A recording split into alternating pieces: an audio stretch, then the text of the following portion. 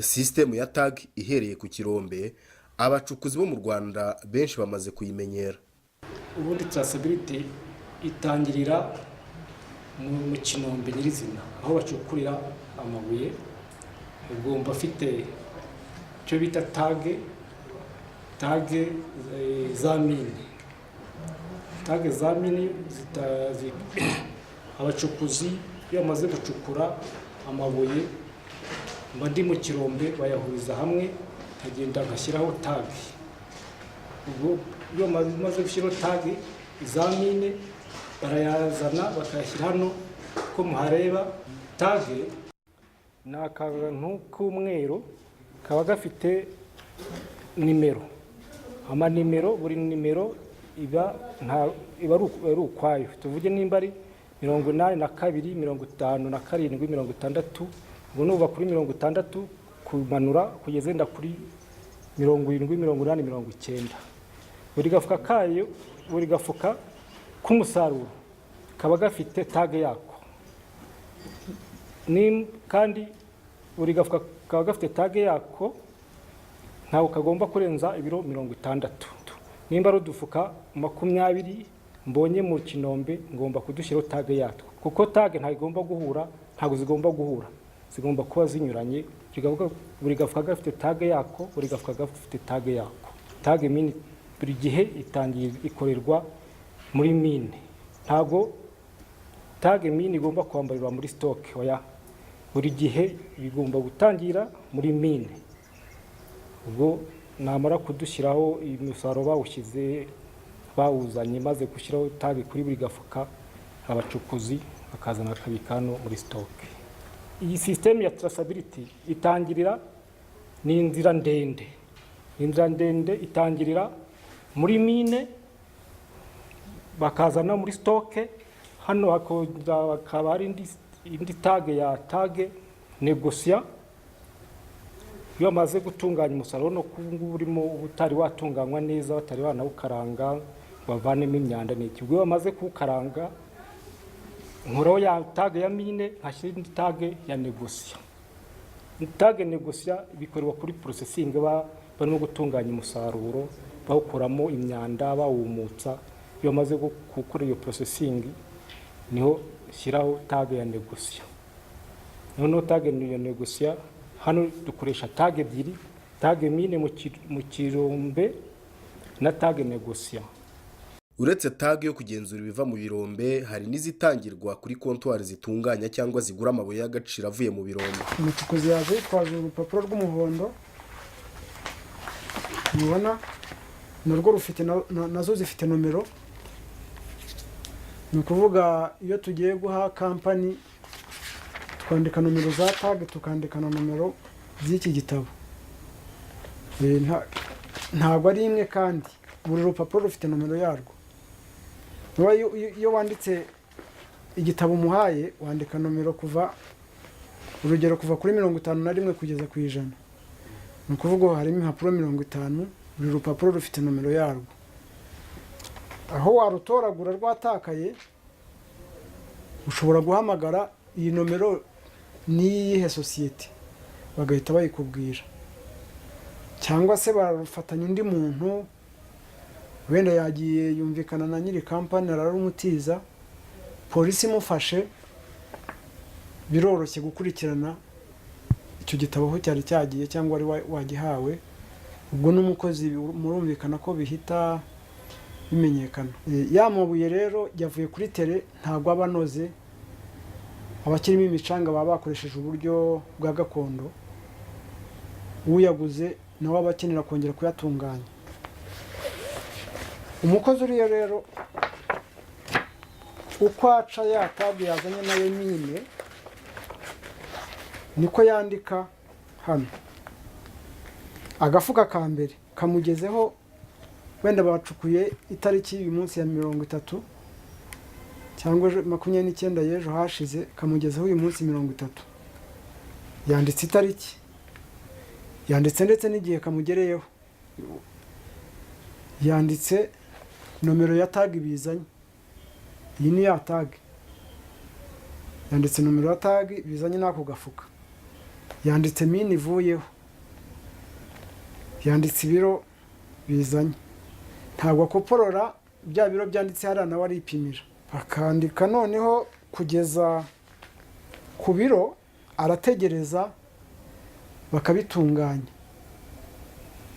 Ni ukuvuga niyo haje ari udufuka 10 bashyize mu mashini itunganya, bavanze noneho, ariko izo tagi zose yazandukuye. Iyo bamaze kubitunganya babyumukije, barongera bakabishyira mu yindi mifuka. Aha ni mine, iyi ni Rwanda, ni Rwanda mine, handitseho negosiya. Ni ukuvuga iyo barangije kubitunganya, izi tagi baziciye bashyira mu wundi mufuka, bagahambiriza iyi tagi. Ni nka tagi y'umucuruzi cyangwa y'umuguzi, cyangwa se hari abatanga serivisi yo gutunganya batagura. Hari muri Kigali dufitemo abatanga iyo serivisi gusa, aza akazana amabuye akayagutunganyiriza, akaguca ikiguzi cyo kuyatunganya. Iyo amaze kubitunganya, kuko nawe aba yaciye za tagi, naho bagira umukozi wacu gushyiriraho izi negosiya, noneho ukajyana ku bari bukugurire. Arizi rero kutunganya, utanga serivisi yo gutunganya amabuye gusa, ari n'uyagura nawe ari bukenere kuyongera agaciro, izi taga agomba kuba bifite.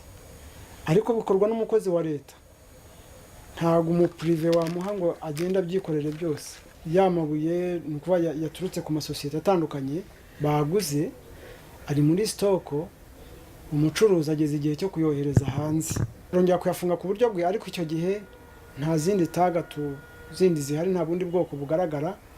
Hari iki gitabo, ni exporter receipt. Aha naho hari amatariki igihe babihamburiye, none ubwo bagiye kuhambura, bavange, bashyira muri kontineri imwe, babyohereza hanze. Igihe cyo guhambura za zindi za negosiya nazo barazica. Kuba zo zamaraga iki kuri uwo mufuka? Hari ukurinda umutekano yuko nta wundi wakongeramo cyangwa se wavanamo amabuye. Umukozi wacu nanone yandika amatariki babihamburiyeho, akandika igihe, noneho na tag number bivanyeho, ya yindi ya negosiya. Ariko ubwo murumva noneho mukurikirana uruhererekanye, inkomoko ukuntu ikurikirana. Tugeze kuri export ya tag negosiya, dore ngiye aho yanditse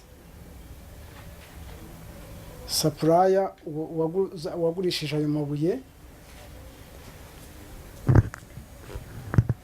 n'ibiro, n'igiciro, n'ubwiza bw'ayo mabuye. Ubwo ni igihe cyo kugira gute, cyo kuyohereza hanze. Tag zose baziciye. Icyo nakwibutsa nuko za tag ziba zacitse zitajugunywa. Utwo dutag twose, iyo mitwe y'udutag iba yaciwe, ijyana n'iyo kontineri. Ni ukuvuga niba umucuruzi yohereje toni 24 kontineri yuzuye, izo toni 24 kuva aho zacukuwe wenda zifite tag 5,000 byaziherekeje, zagiye zicibwaho, na tag 100 za processing. Izo tag zose zijyana muri ya kontineri, zikohererezwa aho amabuye yagemuwe hanze.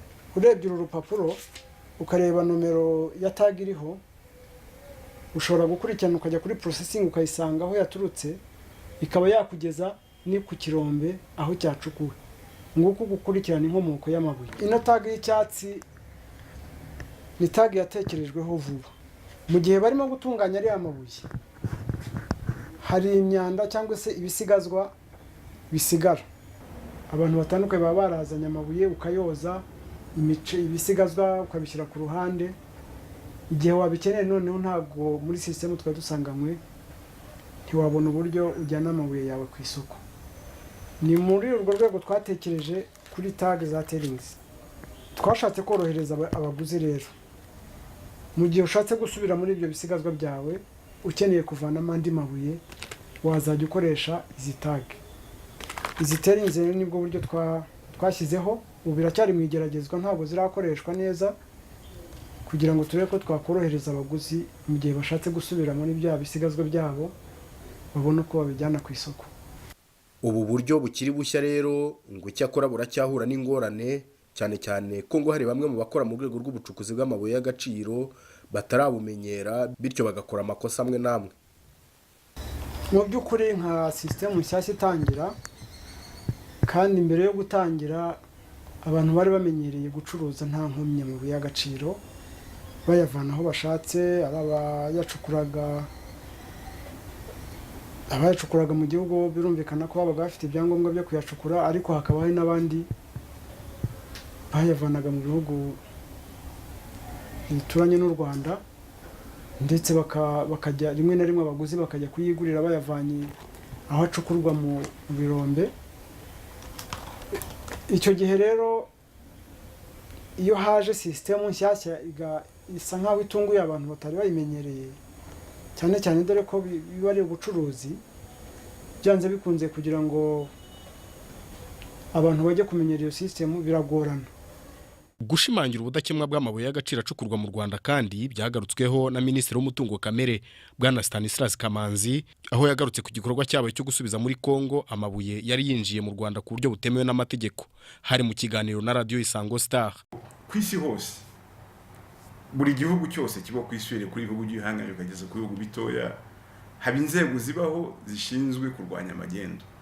Uzajya muri Amerika uzazihasanga, uzaza mu Rwanda uzazihasanga, uzajya mu kindi gihugu uzazihasanga. Izo nzego icyo ziberaho ni uguhashya ibintu bikorwa. Magendo ni ikintu ku isi hose kibaho gikorwa.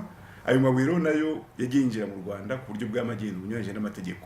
Ariyo mpamvu nk'igihugu kigendera ku mategeko twayafashe nyine. Hari toni 80 igera kuri 82 zashubijwe i Kongo. Ni amabuye yagiye yambuka agafatirwa mu nzira cyangwa se ku mupaka atujuje ibyo byose byavuzwe haruguru. Ayo mabuye nayo yaginjira mu Rwanda ku buryo bw'amagendo bunyuranyije n'amategeko. Ariyo mpamvu nk'igihugu kigendera ku mategeko twayafashe nyine. Iyo tuba tugendera ku mategeko ntabwo twari kuyafata, ko twarayafashe ngira ngo byari kwiye kuba binavuguruza ibyo ngo bavuga yuko ari amabuye tuvana muri Kongo. Kuyafata twarafashe, turayabika, bifite ikiguzi cyabyo, nka leta twariyemeje cyo turagitanga kugira ngo duhashye ubwo bucuruzi budatunganye bwaza mu by'ukuri bwanagira n'icyo bwangiza ku rwego rw'ubucuruzi bw'agaciro no kuyacuruza ku masoko mpuzamahanga. Urebye ukuntu inzego zacu za polisi ndetse n'uru rwa gisirikare, inzego zishinzwe gucunga imipaka, ibyinjira n'ibisohoka, urebye umutungo cyangwa se umutungo bakoresha mu gushaka ibikoresho bitunganye, mu guha ubushobozi abakozi babo kugira ngo bahashye ibyo bintu, nicyo abantu bakwiye kujya bitaho, kigaragaza ubushake bw'igihugu cyacu dufite byo kuba turwanya ibyo bintu. Icyo dutinze twebwe nuko dukomeza gukora ibintu byacu bigaca mu nzira, bigaca mu kuri, muri transparency, ukayatwara aho bayashongeshereza, ku buryo ugize icyo agurayo ashobora kumenya iryo buye aho ryaturutse, ikirombe ryaturutsemo, aturutse aho bashongeshereza muri za smelters, akaba ya tracinga back akamenya aho ayo mabuye yaturutse. Tag zose zifashishwa mu gukurikirana inkomoko y'amabuye y'agaciro rero zicungwa kandi zigatangwa n'ishami rya Geology na Mine rikorera mu kigo gishinzwe umutungo kamere mu Rwanda. Ibyo kandi bikorwa mu mucyo ku bufatanye na wa mushinga mpuzamahanga E3.